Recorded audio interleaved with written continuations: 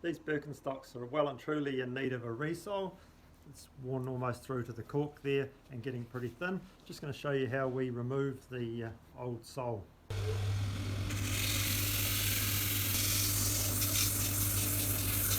Here's the sole all ground off. Here's the new sole that's going on. We've ground the back of that. Now we're going to put glue on both of them, let them dry, then press them together and trim it back to the right shape.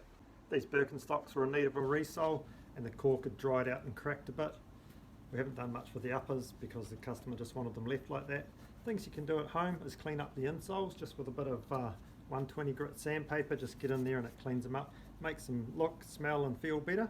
And if the cork's just dried out and hasn't got too many other problems, just go and grab some Kelly's Cork Renew. A lot of the shoe repair shops have got it, or even the shoe retailers or the people that sell the Birks, and it just tidies them up no end.